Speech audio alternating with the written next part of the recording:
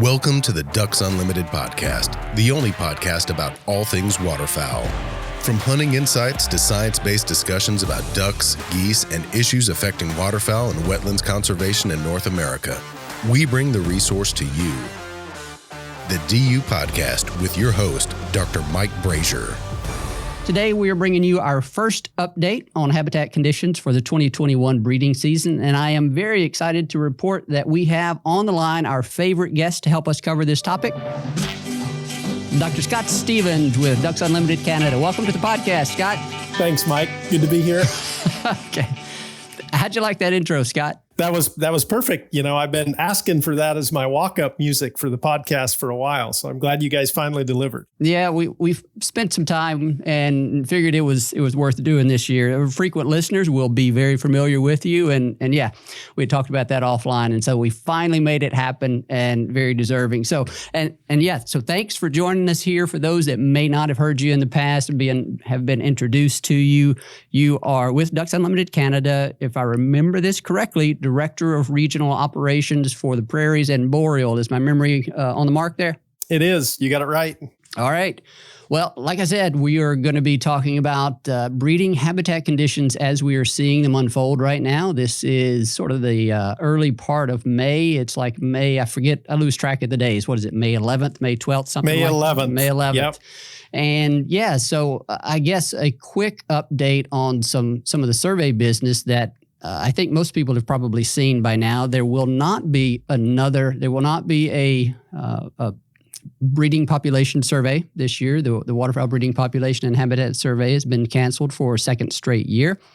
We are going to try to get some representatives from the Fish and Wildlife Service on to help explain some of that, what went into that decision this year. We're not going to talk a whole lot about that today.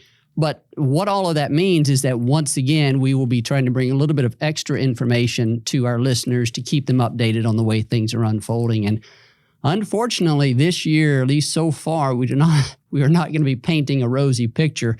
I think there have been quite a few reports circulating out there. People are probably becoming aware that we do have a pretty severe developing drought across the prairies. And so, well, Scott, we wanted to bring you in as the first person to report on this and to ask you, I guess, just right off the start, what have you been able to get out at all and kind of survey the landscape, or are you just kind of getting assessments from remote data sources? What's been your ability to see the landscape so far this year?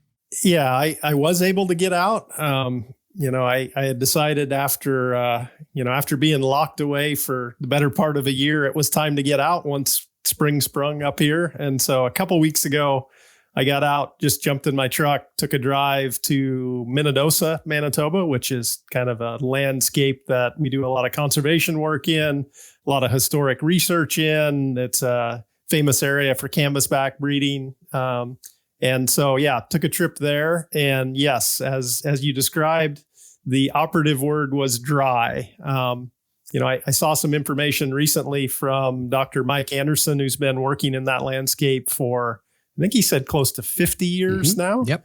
And he said wasn't as dry as he's seen it during like 1989, but it's not far off from that. So we are definitely dry across the Canadian prairies here this year. Have you? So you probably haven't been able to get into Saskatchewan at all or anything of that nature. We'll touch base with a few people over there, but I guess. What can you tell us in terms of what the drought indicators are saying? How widespread does this appear to be? And let's just start there. Yeah, so you're right. I haven't been able to go to Saskatchewan. Unfortunately, right now, if I were to go to Saskatchewan and cross the border, if I came back into Manitoba, I would be sent into 14 days of quarantine and not wanting to head there. So yeah, right now I'm limited to Manitoba, but I have been able to pull up some data. So just in preparation for our discussion, I pulled up some data on precipitation during the past year for Saskatoon. And the sort of monthly precipitation for the city of Saskatoon, I have those up just to orient folks. I'm going to give them to you in millimeters of precipitation. You can just think about 25 millimeters of precipitation equals 1 inch. So, May, we're early part of May, and basically they've got no precipitation yet. That's not too surprising. April, they measured 3.5 millimeters of precipitation. March was 1.3. February was 1.2. January was 9 millimeters. So, in everything I've told you there, we haven't even got an inch of precipitation this spring. So that kind of, gives you a little bit of context for what we're seeing. It's been dry. It's, people are worried about crops growing and, being able to produce crops this year. So yeah, things are definitely dry. Scott, it's interesting that you pulled up some of that precipitation data. You and I had not talked about what type of information we were going to share on this podcast. We're just kind of freewheeling here today. But I had, as a result of some questions, internal conversations here over the past week, I actually had looked into precipitation data for the past year across multiple weather stations. It relates to some of kind of what they're doing to model pond numbers, lacking breeding population and habitat survey data. And again, that's that's part of the conversation that we'll have with the Fish and Wildlife Service representatives. But one of the things that they do and are doing now is modeling or estimating the number of ponds that are out there based on some precipitation metrics. And so I tried to kind of get a handle on where things are relative to some of their models. And if you basically they look back over about the past year, cumulative precipitation across an average cumulative precipitation across a number of weather stations there in Prairie, Canada. And if my mathematics here are correct, which is always suspect, but if they're correct, if we're correct right now, we're running it not too far off the low mark over the period 1961 all the way up to current. So we're not at record low. That again is sort of borne out and consistent with what Dr. Mike Anderson observed for southwestern Manitoba. We're definitely in that bottom 10, 20 percentile. It's not looking good up there right now in terms of how widespread and how dry it is. I had not thought much about implications for crop production, Scott. And so is that a real concern? Is soil moisture so low that producers may forego a crop this year? How does all that work when we get to this type of situation? Yeah, good question. I'll be on shaky ground trying to put my head into the brain of a farmer, but I'll give it a shot anyway. Okay. I'm never scared of doing that. But yeah, what I understand is, they when they make decisions about planting, that's a big chunk of the input costs and their expenses for the year. So, everybody's kind of looking at it and saying, boy, we've got to kind of plant betting that there will be some rain to cause germination and, give enough precipitation for the crops to grow. But it's heavily weighted where all the expense is upfront for them. Not all of it. A big chunk of it is upfront. So, yeah, I think guys are sort of weighing that. I've seen lots of people in the field, so people are definitely planting crops. But they're in the boat where they're definitely saying, yeah, we've got to have conditions change for that to be viable. I guess the alternative is, it's kind of like if you don't plant the crop, you're not going to get a crop, right? So, no risk, no reward. But I pulled up another map on drought conditions that ran through the end of April, and I'll share this with you, and you can post it on social media when you put the podcast up. Okay. So, but yeah, when I look at it all across, to orient folks, they have sort of 5 levels of drought. So they have different colors, but they call them D4, D3, D2, D1, and D0. And across much of southwestern Manitoba, the Pothole region, we're in D3. So not the most extreme drought, but only one category up from that. That continues on into southern Saskatchewan. Eastern Saskatchewan is in D2. Sort of central Saskatchewan is in kind of D1, and then in Alberta they're in D0 for the most part. So it's interesting in that typically we're drier further west. Alberta would normally be drier than Saskatchewan and Manitoba, and those are kind of reversed this year. So it is an interesting trend. Scott, one thing that I'll add to this is that you've talked mostly about prairie conditions in Canada, but we are seeing a drought develop on the U.S. side of the border in the U.S. prairies as well, which is a contrast to last year as well. So this is setting up to be a situation that quite honestly, a lot of our younger waterfowl supporters and waterfowl hunters have not seen. In the past, we've gone through some drought, and when I say in the past, I'm talking recent past. We've gone through some periods, some years, where we've had some fairly severe droughts in part of the prairies, but there were other regions of the prairies that seemed to be holding on and had, average or better conditions. So we have not had in recent memory a year where we have fairly widespread drought across nearly, a significant portion of the prairies. So, right. How do we process that? When you think about that, here we have this year where the drought is developing across such a large landscape.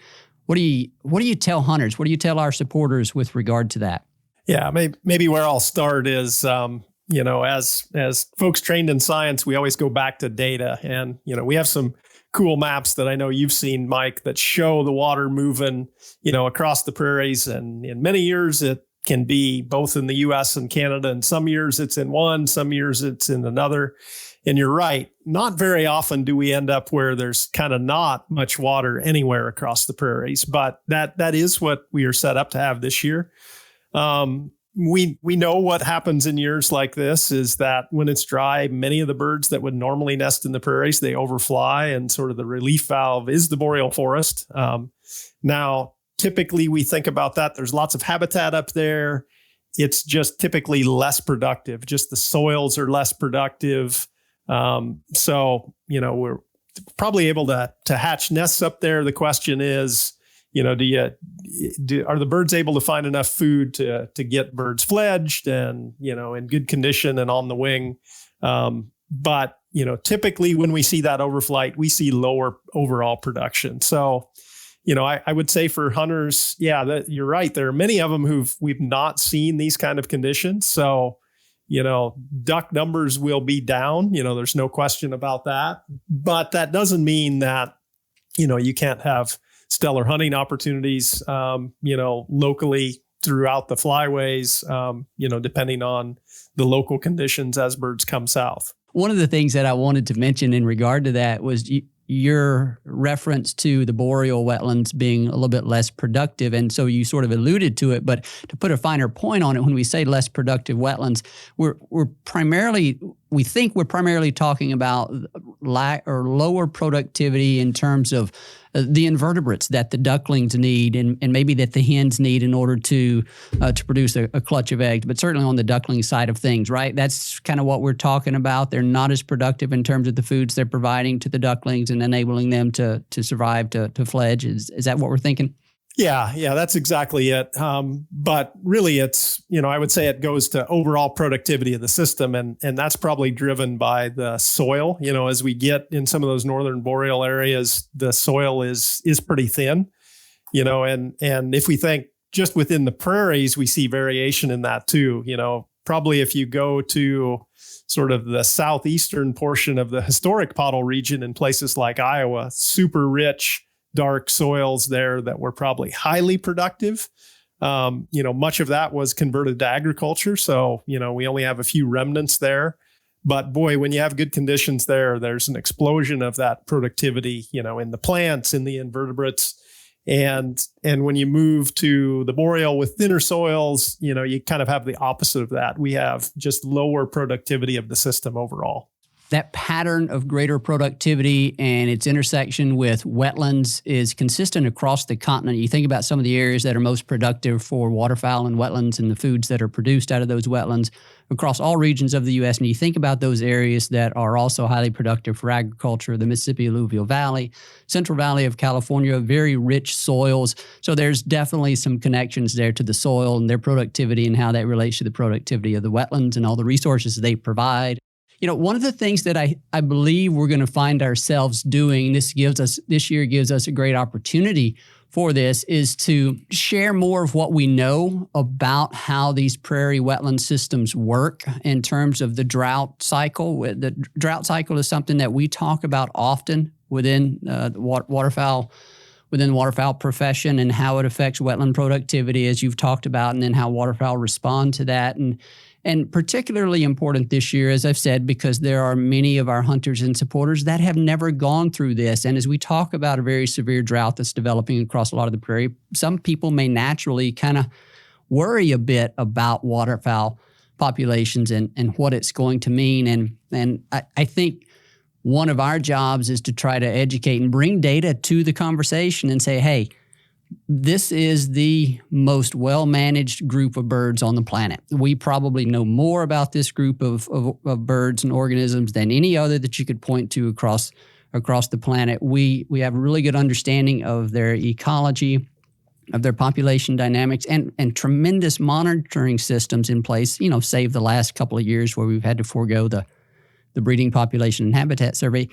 But that long-term data stream nevertheless allows us to look, even with 2 years of missing data, to know that populations are still really healthy. If you look into the report that the Fish and Wildlife Service produced last year, where they estimated what the spring breeding population would have been last year, because they had to do that in order to set harvest regulations, they estimated that their models predicted 9 million mallards in the breeding population in the mid-continent. We're talking about, the mid-continent, not the western mallards and not eastern mallards, but just the mid-continent. Still 9 million mallards, and we know there are many other species that are also still doing healthy. Now, we also know there's going to be low productivity this year, and that's obviously going to have some impacts on what hunters observe and success in the blind. But yeah, I think this is an opportunity for us to share what we know and kind of help say this is going to be a bit of a rough patch, but populations are going to be fine. And then once the drought breaks and precipitation returns, productivity increases, then we can be optimistic again. Do you agree, Scott, that we're going to have an opportunity to tell that story? Yeah, I think that is important. When I look at these things, I know sometimes we get questions about, oh wow, are we worried that the ducks won't come back? And they're sort of, some people are pretty alarmed when they see these kind of reports. I am not. There were questions like that when we went through a big drought in the 80s, and there were scientists wrote papers on that. Will mallards come back after we get water again? And those were probably legitimate questions at the time, but I think the answer that we got is absolutely. As long as we maintain the habitat base, when the water comes back, the wetlands hold water, the ducks take advantage quickly, they get out in front of predator communities and they boom, during those initial years when you get wet. So, maybe the analogy that I would draw is, you might think of it kind of like the stock market, where there are times where you have a big drop, but usually after those big drops, it sets the stage for another growth phase. And that's what we see in the prairies too. These alternating periods of, growth, and then it flattens out. And then we have to have a correction, if you will. And then we see that growth again. Well, your reference to the stock market is timely, because here we sit on May 11th, and I do believe we had a pretty big drop today. So okay. I hope your forecast is correct. But that's a good way of putting it there. Scott, hey, before I did want to get your thoughts, get some assessment from you on where we are relative to the unfolding of the breeding season, like where the progression of the breeding season, which species are we seeing, which species are actively nesting, which species are just showing up, and, kind of for those that may not understand or have a good feel for the progression of laying across different species. Where are we in that at this time of the year? Yeah. So, May 11th, early nesting birds like mallards and pintails have had eggs on the ground for a while, probably, in mid-April. And we had an early spring here. So could have even been early April across many parts of the Canadian prairies. But other species are starting to kick in and nest now too. So blue-winged teal and shovelers and, there's a whole suite of the waterfowl community that's just starting nesting or will be here in a little bit. So they're just beginning to lay eggs and getting going. So, we probably could be getting close to having some of those early nesting species having some of the first hatch nests. That's the other challenge with drought is if the birds are successful and in hatching a nest, they may have trouble finding suitable brood water that is maintained and provide those invertebrate resources for the ducklings. But yeah, things are moving along. We will just see much lower densities because of the drought and ultimately lower reproductive success. So fewer ducklings fledged. Yeah, fewer ducklings fledged as a result, so partly of what you're talking about there. Even if they hatch their first nest, there's probably going to be lower duckling survival. Well, our data tell us that, duckling survival is going to be higher in landscapes where you have more wetlands, and so naturally drought's going to make that more challenging.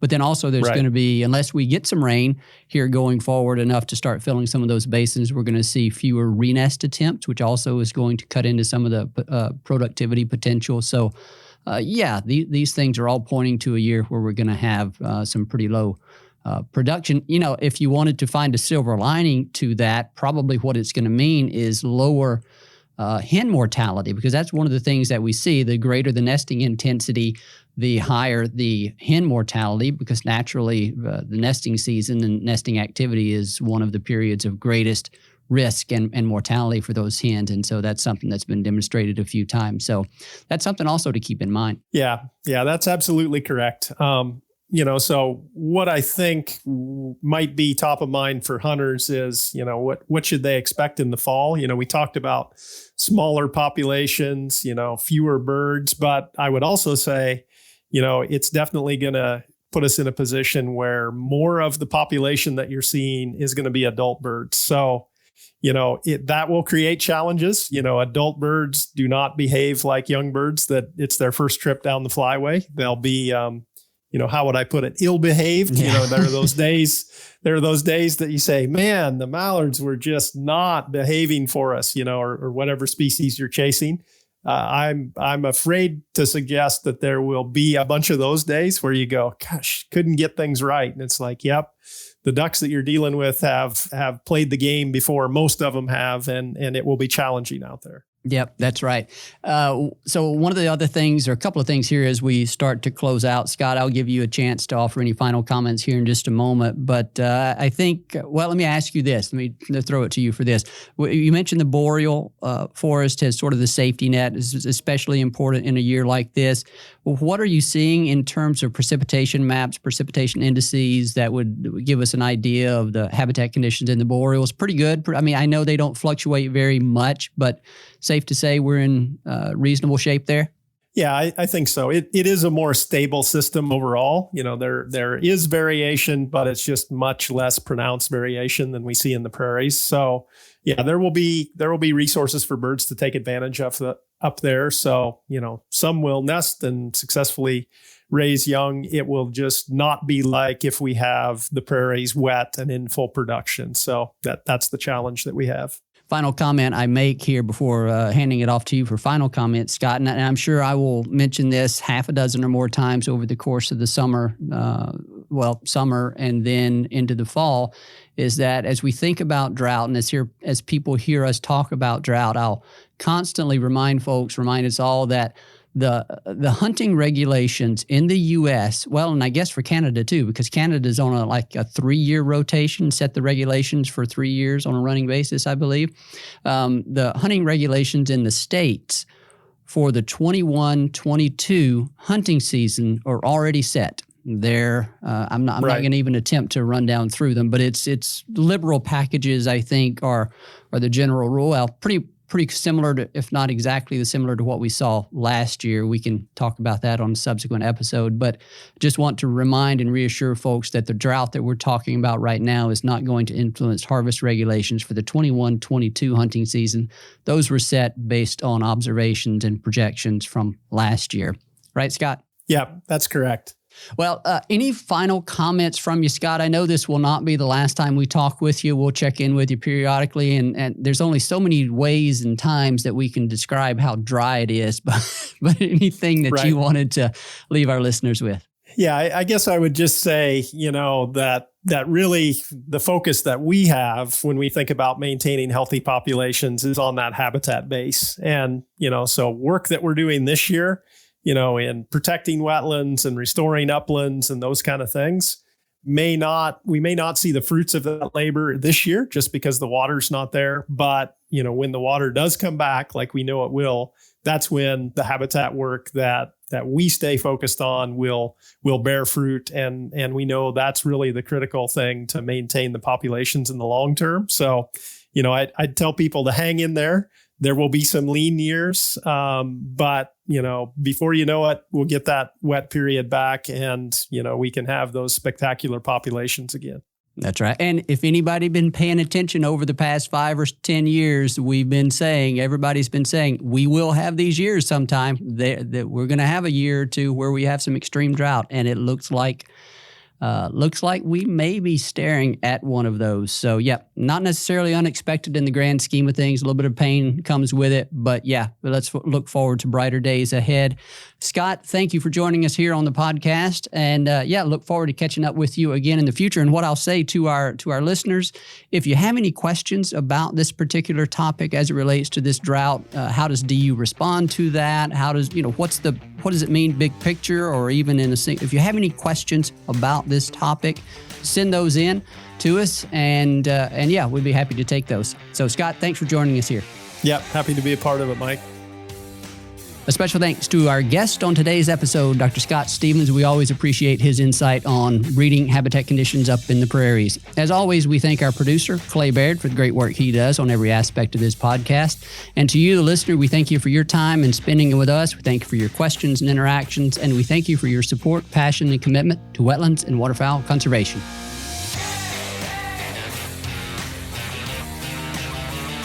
Thank you for listening to this episode of the DU Podcast. Be sure to rate, review, and subscribe to the show, and visit www.ducks.org/DU Podcast for resources based on today's topics, as well as access to more episodes. Opinions expressed by guests do not necessarily reflect those of Ducks Unlimited. Until next time, stay tuned to the Ducks.